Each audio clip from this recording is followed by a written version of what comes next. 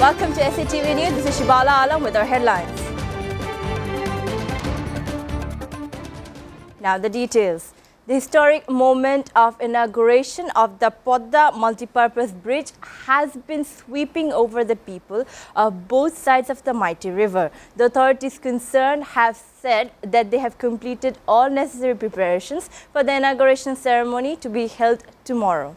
Law enforcement agencies have conducted security exercise marking the grand opening of the mega structure. Before the inauguration of the Podda Bridge, Prime Minister Sheikh Hasina will address at the Mawa end of the bridge. The ambassadors of different countries in Dhaka, representatives of development partners and construction partners, political leaders, eminent intellectuals of the country, journalists and other officials have been invited to the inaugural function at the Mawa end. Some 3,000 distinguished guests have been invited to the gathering there. Organizers have expected that at least 1 million people will gather. Bangladesh Bridge Authority has also issued a notification letting everyone know about the rules that must be followed while crossing the Podda Bridge. Meanwhile, US has congratulated Bangladesh on the momentous occasion. The US Embassy in a statement said Podda Bridge is another example of Bangladesh's leadership in promoting regional connectivity in South Asia.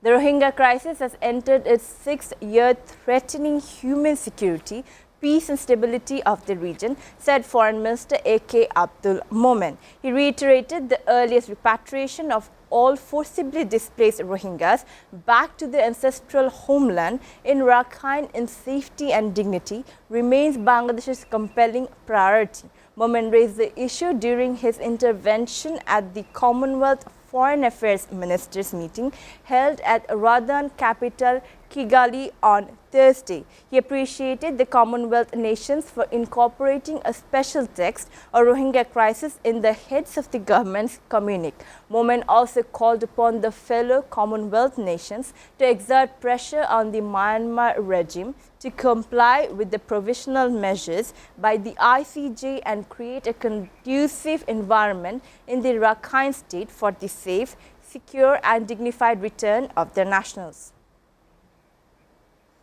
On the occasion of the 50th anniversary of Bangladesh-Japan diplomatic relations, Japanese Ambassador Naoki Ito visited the head office of SA Poribohon. The ambassador highly appreciated the activities of SA Poribohon and SA Group of companies as the first and foremost courier and parcel service in the country.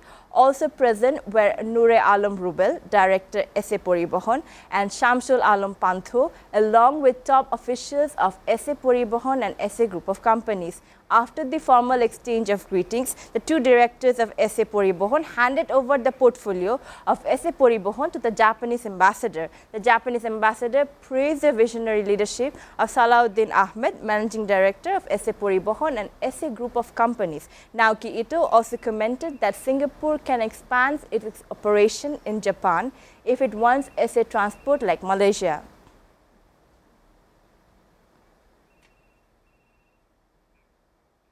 The flood situation in some parts of Sylhet has worsened, with water levels in the Kushiara River rising in the past 48 hours. Bangladesh Water Development Board said the Kushiara was flowing above the danger level at various points on Friday morning. Zakiganj, Biani Bazar, Gopalganj, Penchuganj, Osmani Nagar, Bishwanath, South Shurma of Sylhet, Borolekha, Kulaura, Rajnagar, Juri and Jagannathpur of Sunamganj have been inundated by Kushiara waters. On the other hand, floodwaters have receded in many areas of the district, including Sylhet city, officials said. Although the water levels in the Shurma River have decreased in the last 4 days, it is still flowing above the danger mark as of Friday morning. Sylhet City Corporation Chief Engineer Noor Azizur Rahman said relief materials have been distributed among the flood-hit people.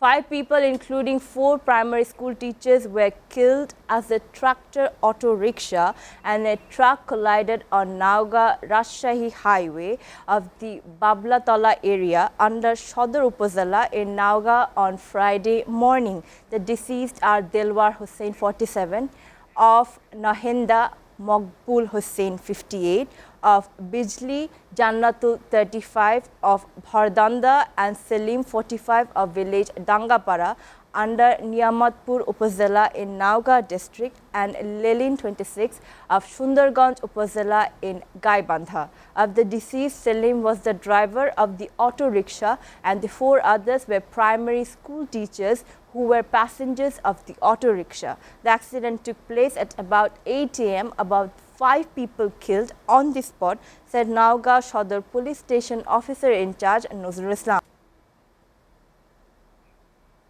Prime Minister Sheikh Hasina flew in a helicopter and rescued only 10 people with relief tokens. BNP Secretary General Mirza Fakhrul Islam Alamgir has demanded that. He said that this is a farce going on the flood victims. He also told reporters that the government has continued the culture of kidnapping and murder without any help from the Bonbhashis.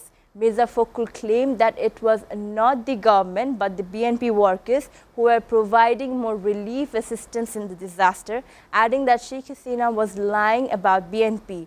He also said that the government should resign, taking responsibility for the killings and torture.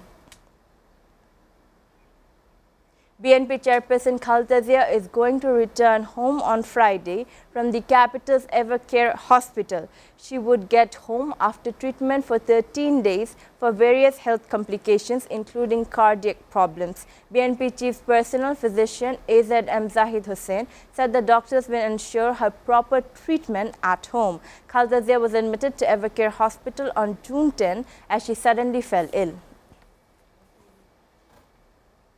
Viewers are taking a short break. Please stay with us.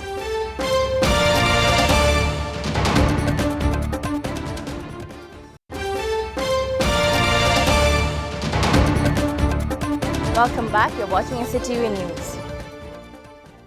Now news from abroad. The US Senate has passed a gun control bill, the most significant firearms legislation in nearly 30 years. 15 Republicans joined Democrats in the upper chamber of Congress to approve the measure by 65 votes to 33.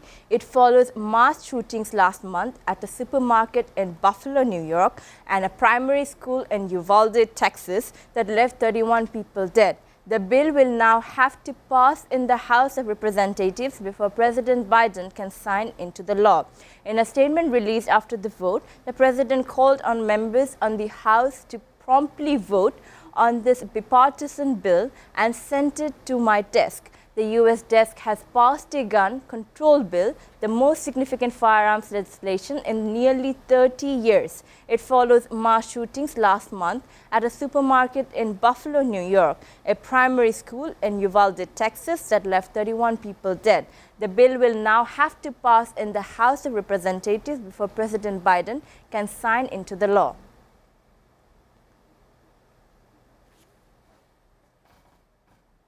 European leaders have agreed to grant EU candidate status to Ukraine, a symbolic win for the country amid its war with Russia. What it is described as a historic decision, the 27-member bloc also granted candidate status to neighboring Moldova, while Georgia was told it would get the same once it has fulfilled more conditions. It could take Ukraine more than a decade from now to fully join the EU, but the latest decision is a symbolic step that signals the bloc's intention to reach deep into the former Soviet Union. Russia's invasion prompted Ukraine to apply for this status, and the EU was unusually swift in approving it. Nevertheless, the EU leaders did stress that there will be much homework to do going forward. The latest move was endorsed by the Vatican, which expressed regret over the slow progress in reaching peace in the region. American artistic swimmer and two-time Olympic champion Anita Alvarez was rescued by her coach after losing consciousness and almost drowning. Alvarez was at the end of her solo routine at the World Aquatic Championship in Budapest on Wednesday when she sank to the bottom of the pool. Her coach Andrea Fuentes jumped into the water and lifted Alvarez to the surface where she received medical attention. A statement from Fuentes later that day said that the athlete was being checked by doctors and is recovering. This is not the first time the coach has rescued Alvarez, who previously lost consciousness at the end of her pairs routine during an Olympic qualification event in Spain last year. Over 15,000 purebred dogs from around the world are taking part in the World Dog Show in Madrid. The multi-day event, which started on Thursday and is set to end on Sunday, makes its return after a 2-year COVID-19 hiatus. Featuring breeds such as Dachshunds and Peruvian hairless dog and many more, the dog show counts 250 of the 400 breeds that are recognized by the International Canine Federation. The event sees canines compete in front of international referees across 70 rings. This is the third time that Spain had hosted the World Dog Show. It was previously the host in 1983 and 1992. The World Dog Show is set to take place this December in Brazil's Rio de Janeiro.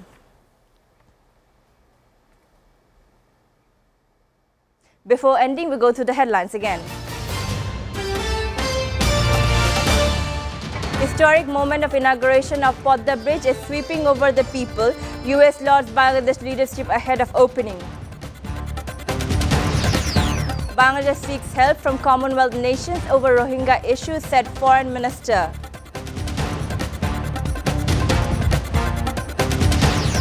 Japanese Ambassador Naoki Ito visited the head office of SA Poribohon, also visited business expansions in Japan.